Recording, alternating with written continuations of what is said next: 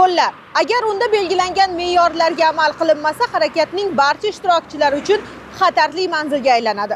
Farg'ona tumanida sodir bo'lgan yo'l transport hodisasi afsuski bitta inson hayotiga zomin bo'ldi. Yo'llar shoshilishni emas, hushyorlikni talab qiladi.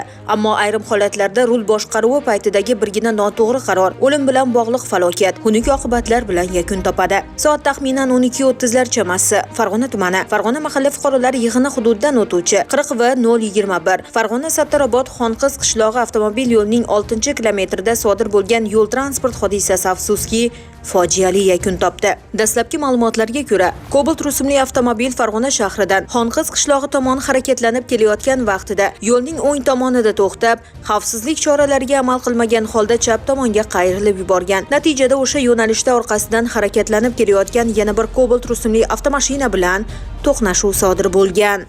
Tog'am bilan Farg'ona shahridan kelayotgan edi, tezligimiz 60 dan o'tib o'tmaydigan holatda edi. Biz xotirjam edik, shoshilgan joyimiz yo'q edi. Yaqin masofa qo'yganda Cobalt chiqib o'tdi yo'limizga.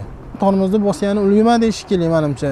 Ko'p emas, rul boshqaruvida 4-5 soniyalik e'tiborsizlik bir umrlik nadomatga sabab bo'ladi. Avtomashina rulini qo'lga olar ekan haydovchi e'tiborsizlik qilibman, hushyorlikni yo'qotibman degan bahonani o'ziga begona qilishi kerak. Cobalt egasi esa qaysidir manzilga shoshilgan yoki ulguraman degan xayol bilan yo'l harakati qoidalarining qator bandlarini buzgan. Shoshma-shosharlik oqibati esa xunuk yakun topdi.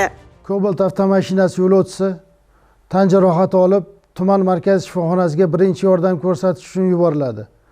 Ko'rsatilgan muolajalarga qaramasdan Cobalt avtomashinasi yo'lovchisi 1973-yilda tug'ilgan fuqaro tuman markaziy shifoxonasida vafot etadi. Hozirda ushbu holat yuzasidan tergovga qadar tekshiruv harakatlari olib borilmoqda.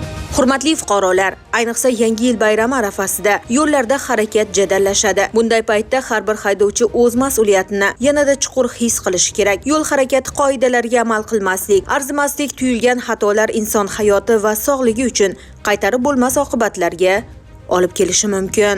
Maftuna Mamasdik va Abdulloh Rashidov, Ruxsor News informatsion dasturi uchun maxsus.